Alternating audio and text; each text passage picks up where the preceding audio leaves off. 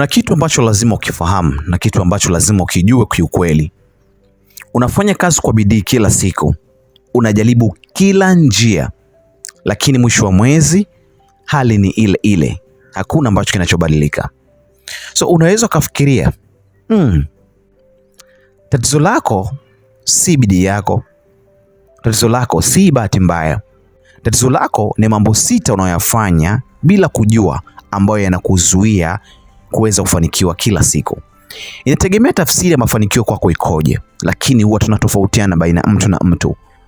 Na ukiendelea kukaa na mimi, nambari 3 itakushangaza kabisa. Kaa hapa, hii itabadilisha kila kitu ndani yako leo. Na tuanze, nini maana mafanikio? Tunatofautiana kwenye maana mafanikio. Mwingine kwake ni maisha mazuri, mwingine kwake ni kupiga hatua kwenye kila ambacho anachokifanya na kuweza kufikia malengo yake. Mwingine ni magari, manyumba, inategemea na jinsi ambavyo unavyotafsiri. Mwingine ni furaha na kupitia maisha mazuri. Kabla sijaendelea, nataka kukumbuka kitu kimoja. Video hii sio kukuambia wewe ni mbaya. Ni ya kukuonesha kuna kitu ambacho labda haukujua. Mimi mwenyewe nilifanya mambo haya 6, yani nigharimu kwa muda mrefu. Leo nakushirikisha wewe ili usipoteze muda kama ambavyo nilivyokuwa mimi. Nao twende moja kwa moja. Jambo la kwanza ambalo linakufanya usiweze kufanikiwa na kufika katika malengo yako kwa wakati ni kusubiri wakati mzuri. Kuna hii illusion ambayo ipo kwamba wakati mzuri ambao haujawahi kuja. Utaendelea kusubiri wakati mzuri na siku zitakwenda na uwezi kufikia hatua katika kile ambacho unachokifanya. Unasema nitaanza biashara nikiwa na pesa ya kutosha. Nitaanza kujifunza nikiwa na muda zaidi. Nitaanza YouTube channel nikiwa na equipment nzuri. Na kuambia ukweli, wakati mzuri haujawahi kuja.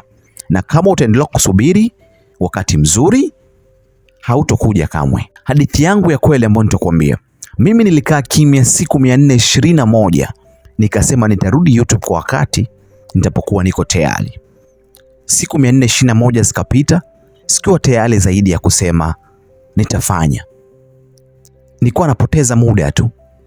Na hicho nifanya nipitie huko kote ni kwa sababu nilikuwa sina the right equipment. Sasa vitu vyangu vyote vilikuwa vina changamoto. Siri ni hii, haitakuja kutokea wakati mzuri wewe kufanya jambo. Watu wengi ambao walipiga hatua na kufanikiwa walianza wakiwa hawajisikii tayari. Tofauti yao, wao walianza tu. So you don't need to be perfect to start. Just start. Jambo la pili, kutegemea motisha au hamasa. Kuna watu ambao wanapenda kufanya kazi mpaka wapate motivation, wawe wahamasike. So usisahau kwamba motisha au hamasa it's just a feeling. Unaweza kuisikia leo hapa sasa hivi kufanya kazi kwa bidii, lakini baadaye kapotea, you turn down, you feel down na unashindwa kufanya shughuli zako kama mwana kwanza. Kama unategemea hisia motivated kabla ya kufanya kazi, unaamka asubuhi uhisi motivated au ujisikii yoyote au ujisikii hamasa kufanya kazi, unasema leo sio siku yangu. Wangapi wanasema kwamba leo sio siku yangu? Right? Mpo. Nitafanya kesho. Kesho inakuja, bado huhisi kuwa motivated, unasema nitafanya Jumatatu au nitaanza Jumatatu upya. Unaanza procrastinate na Jumatatu maisha yana tatizo jingine, ndio unaendelea kusubiri hisia nzuri ambazo hazitakuja kama kwa wakati sahihi. Watu wengi ambao wamepiga hatua hawategemei hisia. Wanafanya kazi hata wakihisi vibaya, hata wakiwa wamechoka, hata hakuna mafanikio au maendeleo ambao wanakuwa wanayaona kwenye kile ambacho wanakitendea kazi, lakini bado wanaendelea kufanya. Na hiyo ndio discipline ya kweli. Maana hiyo ndio itabadilisha maisha yako na sio motivation.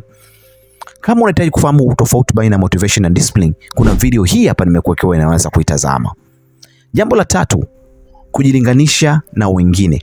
One of the kitu ambacho kinaua watu wengi sana. Hasa kwa sasa tuko kwenye ulimwengu ambao mitandao ya kijamii ndio ambayo inakuwa kwa kasi na ndio ambayo vijana wengi wanaitumia. Hapa ndipo mambo yanapokuwa mazito zaidi. Jambo hili la 3 ndilo ambalo linaumiza zaidi na ndilo ambalo wengi hawataki kukubali.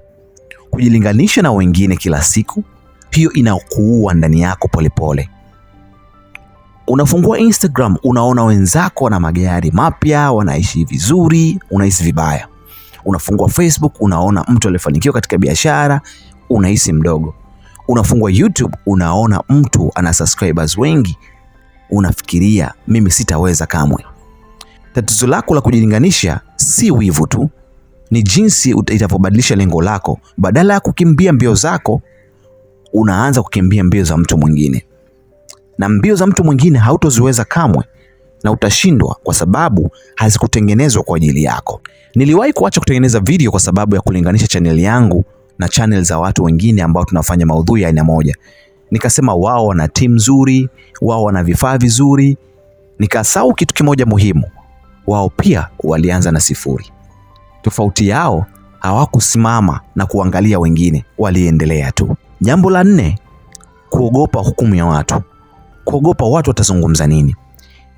Unafanya maamuzi yako kulingana na watu wanasema nini. Unataka kuanza biashara lakini unafikiria familia yangu itanicheka, watu wa karibu watanicheka. Unataka kuanza YouTube channel lakini unafikiria marafiki zangu wataniona mimi ni mjinga, kwanza ni kitu ambacho hakilipi. Unataka kubadilisha kazi lakini unafikiria watu watasema nini. Ukweli ni mgumu. Watu hawakosi vya kusema. Watu wanasema vibaya, hawatolipa bili zako, hawatokulishia familia yako, hawataishi maisha yako. Kwa nini unaruhusu watu kuamua maisha yako? Watu wanaongea daima. Ukifanikiwa watasema ulibahatika, ukishindwa watasema walijua, ukibadilika watasema unajifanya. Hakuna chochote unachoweza kuwafurahisha wote. Basi fanya unachoweza kujifurahisha wewe mwenyewe na uache watu waongee. 5, kutumia muda wako vibaya. Muda ni asset guys. Muda ni asset. Na hili linaua vitu vingi sana katika maisha yako. Hili linagusa wengi sana. Unatumia muda wako vibaya bila hata kujua. Hebu fikirie jana. Ulikaa TikTok muda gani? Ulikaa WhatsApp muda gani? Uliangalia series muda gani? Masaa 3, 4 au zaidi? Saa hizo ungeweza kujifunza ujuzi mpya. Ungeweza kujenga biashara yako. Ungeweza kutengeneza content kwa ajili ya channel yako. Ungeweza kubadilisha maisha yako kidogo kidogo. Tajiri na maskini wana kitu kimoja sawa. Masaa 24 kwa siku. Tofauti yao si bahati, ni jinsi wanavyotumia masaa yao 24. Na muda ukienda umeenda my brother, hautorudi kamwe. Kama unataka kufahamu jinsi gani kuweza kutumia muda wako vizuri, kuna video hii hapa ambayo kufanya itakusaidia hivyo. Jambo la 6, kuogopa kushindwa.